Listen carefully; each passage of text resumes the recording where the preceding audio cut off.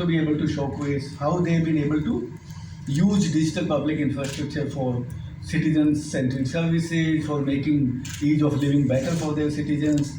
And India, of course, we showcased whatever we have done, whether it is our unique identity, which is the largest in the world. We have done UPI, which is among the largest globally. 45% of the total digital payment are being done in India today, digital transactions.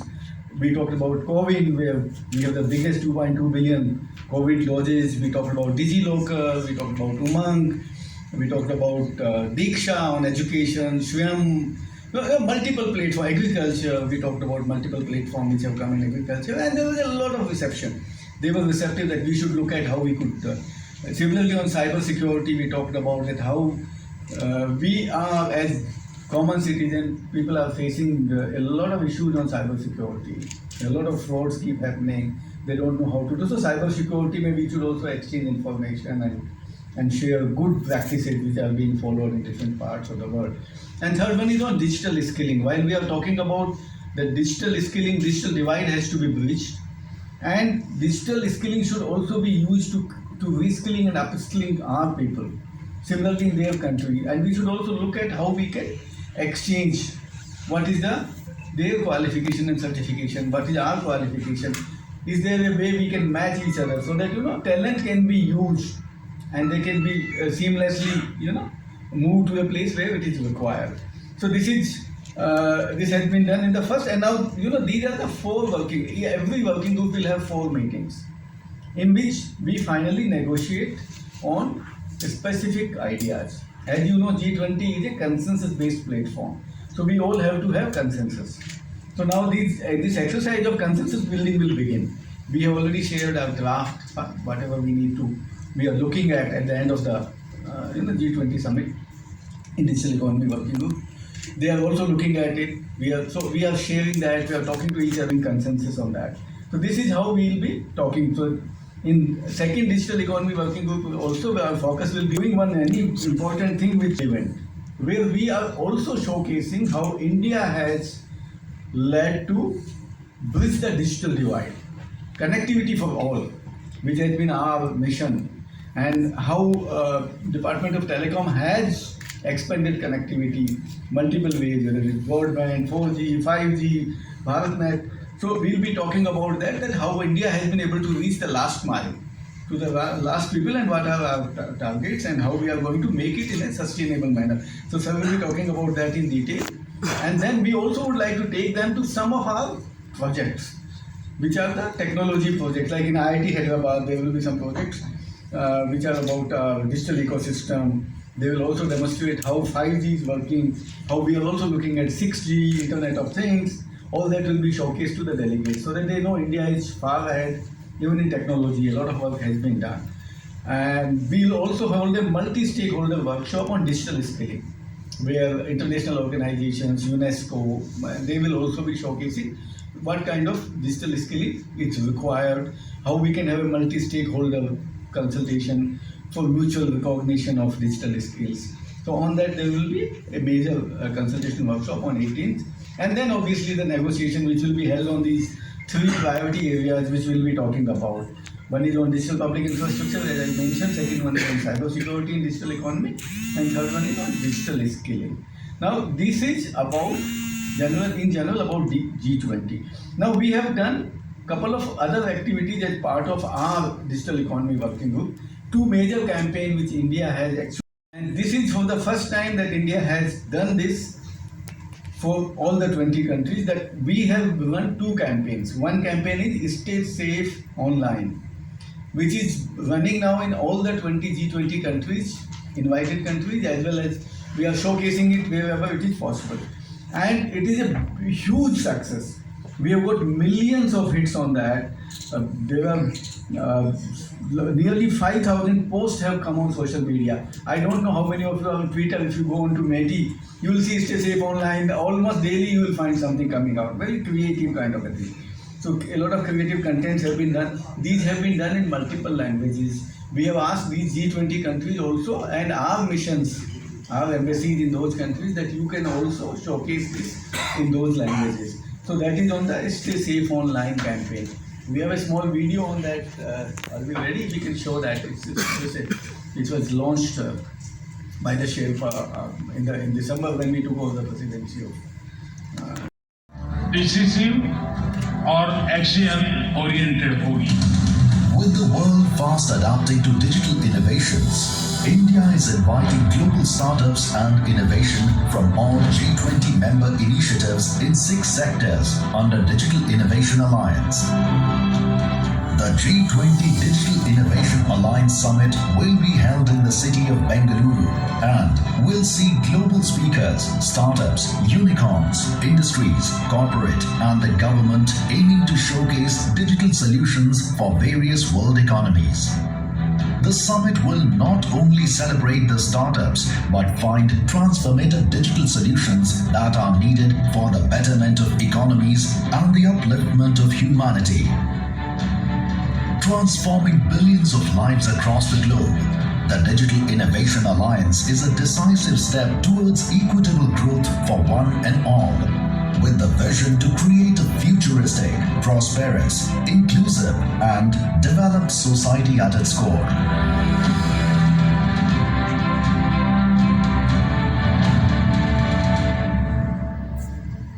Thank you. Organizing a side event, and while the detailed negotiations and discussions on crucial issues will happen within the working group, the to actually to share the progress made by various countries in a much more open forum where people from other stakeholders also get to participate.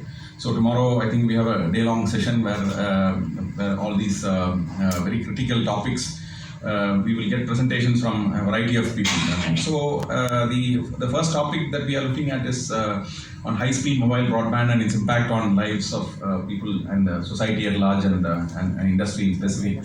Because essentially, I think the launch of multiple mechanisms of connectivity, which includes 5G, includes things like optic fiber communication, satellite communication, LEO and MEO broadband satellite communication. So a lot of exciting developments have been happening the last several years. So while all this happened, there is still the question of a set of people who are unreached by communication. So the first session would focus on how this can be harnessed to actually to deliver broadband to all the rural, remote island states, and countries and so on and so forth.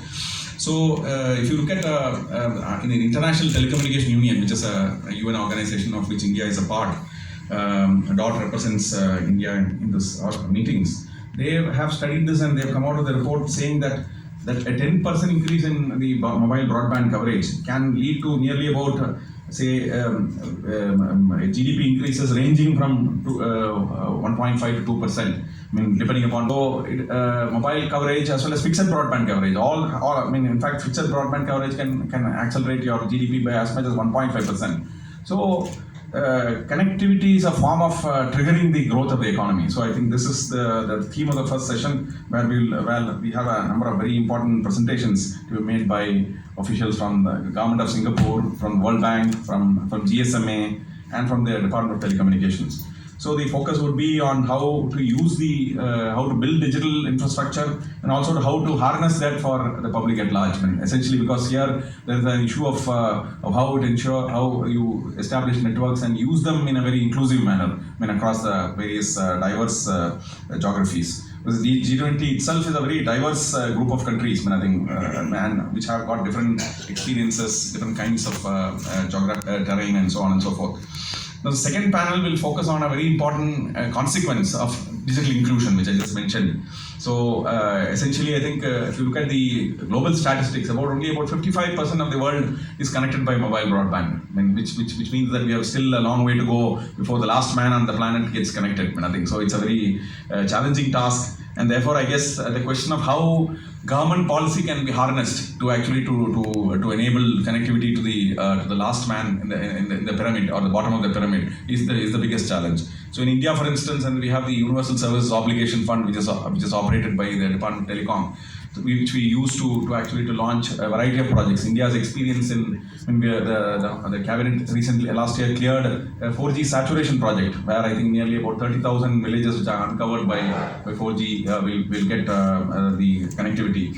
Similarly, we have a BharatNet project which is going to reach nearly about 2.6 lakh gram panchayats, and thereafter all the rest of the villages. So there are a number of experiences across the world. In fact, many countries, most of the the ITU countries have a Universal Service Obligation Fund. So I think there is a great deal of experience which can be shared across the board.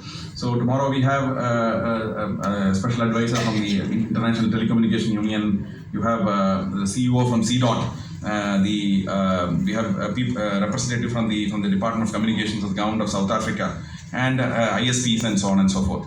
So, for instance, CDOT, which has developed a 4G core, I think for the first time, after maybe 2 decades, CDOT is back in the news it started its journey by launching India's first digital exchange in the 90s. And then now they are back in the business by launching an industry-grade, a carrier-grade 4G core, and now they are also launched a 5G NSA core, and by end of this year they will have a 5G SA core as well. So these kind of technology developments are also very important, because essentially technology has to be affordable. So I think this session will also look at affordable technologies that can be developed by the countries, not necessarily become consumers of technology, leading to outflow of foreign exchange. The third panel is focusing on a very, very important topic. The G-20 considers climate change as a very important topic, and as a consequence of that, becoming energy efficient and providing green solutions to whatever we do is going to be very, very critical. And let me also say that since digital economy will become overarching, how green the digital economy will be in the years to come is going to determine how energy efficient we are going to be, how we are going to mitigate climate change and ensure that climate crises are averted. So therefore, all these technologies, data centers, for instance, or the 5G and the 5G technology and 6G going forward, all of them, how they will become energy efficient and how they will become leave a very little carbon footprint is going to be the challenge. So tomorrow, I think in session 3, we'll have people from the environment sector, people from data centers, like Amazon, and then ITU is also going to talk about that. The government of Brazil is also going to talk about the initiatives they take, and Airtel will be there. So a number of companies, organizations will be there tomorrow to talk about the initiatives that we are going to take. We have been taking on the green telecom business. Essentially, if you look at it, 5G is a big step forward in becoming more energy efficient compared to 4G or 3G or 2G for that matter. But then we have got harder targets to achieve, especially given that the Honorable Prime Minister has announced the goal of energy independence by 2047 and net zero by 2070. So which means these are very important targets, and each of the countries have set up a target for net zero. And I'm sure that all this green digital economy business will also converge into this overall this thing. And in the afternoon, as Alkesh mentioned, I think there will be a visit to IIT Hyderabad. IIT Hyderabad. IIT Hyderabad has done phenomenal work. In fact, we're very proud to say that 5GI, I think, which is an innovation which has happened from India, I think, which has finally got accepted into the release 17 of the 3GPP mobile services standards, is a standard from a developing country perspective on how to make mobile base stations cover a larger area, and make the capital intensity of telecom networks lesser, because from a developing country perspective, we need to make telecom less capital intensive than before. So therefore, 5GI's contribution and acceptance into the release 17 is a landmark. And Professor Kiran Kuchi, who is leading the pack there, has done outstanding work. In fact, they are also doing fantastic work in 6G. I think they have a 6G MIMO being demonstrated tomorrow, a 5G base station working on millimeter wave, and a number of other initiatives like networked swarm drones and so on. And so the phenomenal work is being done, not only in the IIT Hyderabad, but also by the telecom startups, the digital startups which MIT is promoting, and so on and so forth. And this demonstration of what India can do in terms of developing new intellectual property going forward is something which is which we want to showcase to the G20 countries. and there's a lot of work that can happen in terms of making technology developing country friendly, in terms of being cost effective, being people friendly, friendly to people with less digital literacy skills and so on and so forth. So this I close. I think tomorrow's seminar as well as the visit is definitely will lead to greater collaboration, cooperation, and India has a number of technologies to offer, which can also be exported to like-minded developed countries and developed countries as well. So I think this will afford such an opportunity for showcasing India's technology skills. Thank you. 4G core and 5G NSA by year end. I just wanted to know, is it very cost effective than the other technologies? Because our strength lies there. And the second question would be, I'm expecting standardization of various digital public infrastructures of various countries. If you, Alkesh, Kumar, Sarma may answer this. Is there any effort going on to standardize the digital public infrastructure technologies across the G20 at least? To answer your first question, I think India has always been known to do frugal research. I think because the competitors that we have in the global marketplace all have poured billions. Finalizing, like companies like Jio has already launched its 5G core. Companies like TCS, Infosys, all of them are working on it.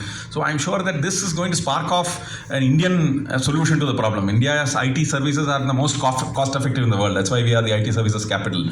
And I'm sure that graduation to these kind of technologies will provide the boost to actually move into the product segment as well, I think. India has done it, there are a couple of unique features which are not there in other parts of the world. One is India's digital public infrastructure is open source. Our platforms are open source, open architecture, interoperable.